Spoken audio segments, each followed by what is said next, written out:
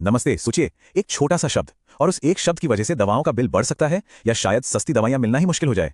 जी हाँ, आज हम बात कर रहे हैं एक ऐसे शब्द की जिसके इर्द गिर्द भारत की पूरी दवा इंडस्ट्री का भविष्य घूम रहा है। वो शब्द है डेटा एक्सक्लूसिविटी।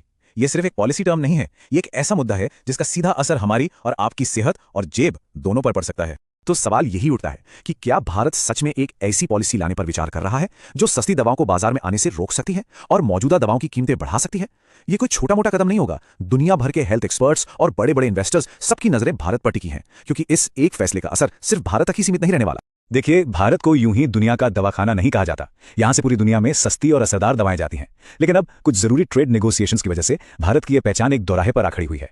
एक रास्ता सस्ती दवाओं वाला है और दूसरा बड़ी कंपनियों और विदेशी निवेश का।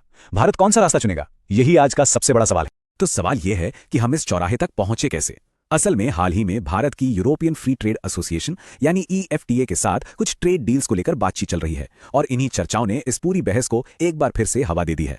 और इस पूरी बातचीत के सेंटर में है यही क्लॉज, डेटा एक्सक्लूसिविटी। अब मजे की बात यह है कि सरकार का स्वास्थ्य मंत्रालय तो साफ साफ कह रहा है कि ऐसा कोई प्रस्ताव है ही नहीं, लेकिन वहीं दूसरे सरकारी विभाग विदेशी निवेश को देश में लाने के लिए इस पर विचार कर रहे हैं। मतलब सरकार के अंदर ही इस मुद्दे पर एक खींचतान चल रही है। अच्छा, अब कई लोग सोच रहे होंगे कि भाई, दवाओं को प्रोटेक्ट करने के लिए पेटेंट तो होता ही है, तो फिर ये डेटा एक्सक्लूसिविटी क्या नहीं बला है। सच तो यह है कि ये पेटेंट से बहुत अलग है और कुछ मामलों में तो उससे भी ज्यादा पावरफुल प्रोटेक्शन है। चलिए इन दोनों के बीच का फर्क समझते हैं।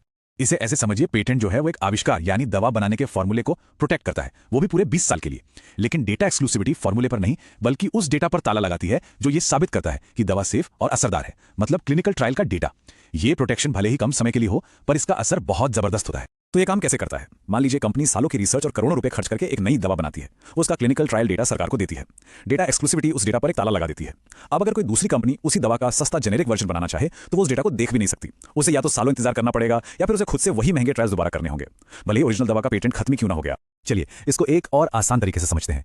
पेटेंट दवा बनाने के रास्ते को ब्लॉक करता है, लेकिन डेटा एक्सक्लूसिविटी मंजिल पर ही एक ताला लगा देती है। मतलब जेनेरिक कंपनी को भले ही रास्ता पता हो, पर वो ये साबित ही नहीं कर सकती कि उसकी दवा मंजिल पर पहुंचकर सुरक्षित है, क्योंकि सबूत वाले कमरे पर तो ताला लगा हुआ है। इस पूरी बहस की गहराई समझने के लिए पहले यह जानना जरूरी है कि भारत का मौजूदा सिस्टम काम कैसे करता है और हमें दुनिया की फार्मेसी का यह टैग मिला कैसे। आखिर दांव पर लगा क्या है? ये आंकड़ा देखिए, 90%। भारत की लगभग 90% दवा कंपनियां नई दवाओं की महंगी रिसर्च और खोज पर पैसा नहीं लगाती। उनका पूरा फोकस होता है पहले से मौजूद दवाओं का सस्ता और आसानी से उपलब्ध होने वाला वर्जन बनाने पर, जिन्हें हम जेनरिक दवाएं कहते हैं। यही भारत की असली ताकत है और इस ताकत का असर पूरी दुनिया पर दिखता है। आप जानते हैं, दुनिया में इस्तेमाल होने वाली हर 5 में से एक जेनरिक दवा भारत में बनती है। ये आंकड़ा भारत को ग्लोबल पब्लिक हेल्थ का एक बहुत ही जरूरी खिलाड़ी बना देता है। तो आखिर भारत की इस कामयाबी का राज क्या है? हमारे सिस्टम की खूबसूरती उसकी सादगी में है। जैसे ही किसी दवा का 20 साल का पेटेंट खत्म होता है, हमारी जेनेरिक कंपनियां फौरन उसका सस्ता वर्जन बना सकती हैं। हमारे कानून में डेटा एक्सक्लूसिविटी जैसी कोई दूसरी एक्स्ट्रा रुकावट है ही नहीं। तो अब आप समझ रहे होंगे कि ये बहस इतनी बड़ी और जरूरी क्यों है। एक तरफ है विदेशी निवेश और नई नई दवाओं का वादा, और दूसरी तरफ है करोड़ों लोगों के लिए सस्ती दवाओं की पहुंच।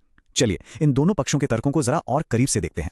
जो लोग डेटा एक्सक्लूसिविटी के सपोर्ट में हैं, उनका तर्क भी काफी सीधा है। उनका कहना है कि एक नई दवा बनाने में अरबों डॉलर और सालों की जोखिम भरी रिसर्च लगती है। डेटा एक्सक्लूसिविटी उसी मेहनत का इनाम है। ये कंपनियों को नई खोज के लिए मोटिवेट करती है और भारत में बड़ा विदेशी निवेश भी ला सकती है। और निवेश की बात करें तो ये रकम छोटी नहीं है। EFT सौदे के तहत करीब 150 अरब डॉलर के निवेश का वादा किया गया है और इस बड़े निवेश के बदले में मजबूत बौद्धिक संपदा कानून जैसे कि डेटा एक्सक्लूसिविटी की मांग की जा रही है। लेकिन जैसा कहते हैं ना, हर सिक्के का दूसरा पहलू भी होता है। हेल्थ एक्टिविस्ट्स की चिंता यह है कि इसका सीधा मतलब होगा जेनेरिक दवाओं के लिए लंबा इंतजार और नतीजतन दवाओं के बेतहाशा बढ़ती कीमतें। इससे न सिर्फ भारत की अपनी जेनेरिक इंडस्ट्री को नुकसान होगा, बल्कि एक नैतिक सवाल भी खड़ा होता है। क्या इंसानों पर वो क्लिनिकल ट्रायल दोबारा करना सही है जो पहले ही एक बार हो चुके हैं? देखिए, दवाओं की कीमतों का खेल बहुत सीधा है। जब बाजार में सिर्फ एक ब्रांडेड दवा होती है तो कंपनी उसकी मनमानी कीमत वसूलती है, लेकिन जैसे ही जेनेरिक दवाएं आती हैं, कंपटीशन बढ़ता है और कीमतें धड़ाम से नीचे गिरती हैं। डेटा एक्सक्लूसिविटी इस मोनोपोली को यानी एकाधिकार को पेटेंट खत्म होने के बाद भी कई सालों तक बनाए रखती है, जिसका सीधा असर हमारी जेब पर पड़ता है। तो क्या कोई बीच का रास्ता निकल सकता है? एक्सपर्ट्स कुछ चुनौतियों और उनके समाधानों पर बात कर रहे हैं। सबसे बड़ी चुनौतियां हैं मोनोपोली का बढ़ना और पेटेंट कानूनों का कमजोर पड़ना। और समाधान? शायद एक्सक्लूसिविटी का टाइम पीरियड कम रखा जाए या ये पक्का किया जाए कि सरकार इमरजेंसी में अनिवार्य लाइसेंसिंग जैसे अपने अधिकारों का इस्तेमाल कर सकेगी। और हाँ, एक बात बिल्कुल साफ कर देनी चाहिए, विश्व व्यापार संगठन यानी WTO के ट्रिप्स समझौते के तहत भारत पर डेटा एक्सक्लूसिविटी लागू करने का कोई भी अंतर्राष्ट्रीय दबाव या कानूनी मजबूरी नहीं है। मतलब ये पूरी तरह से भारत का अपना नीतिगत फैसला होगा। तो विदेशी निवेश, दवाओं की कीमतें, पेटेंट, जेनेरिक, इन सब बातों के बाद हम एक बहुत ही बुनियादी सवाल पर आकर रुकते हैं। ये पूरी बहस असल में एक ही दुविधा के इर्द गिर्द घूमती है। और वो सवाल एक तराजू की तरह है जिसके दो पल्ले हैं। एक पल्ले पर है भविष्य की नई दवाओं और इनोवेशन को बढ़ावा देना, और दूसरे पल्ले पर है आज के मरीजों के लिए सस्ती दवाओं तक पहुंच को बनाए रखना। भारत के नीति निर्माताओं को इसी तराजू को संतुलित करना है। तो सबसे बड़ा सवाल यही है कि क्या इनोवेशन और पहुंच के बीच कोई संतुलन साधना मुमकिन है? क्या भारत कोई ऐसा रास्ता खोज सकता है जिससे नई दवाओं का आविष्कार भी होता रहे और जरूरी दवाएं सबकी पहुंच में भी बनी रहें? इस सवाल का जवाब ही यह तय करेगा कि भारत में लाखों करोड़ों लोगों के स्वास्थ्य का भविष्य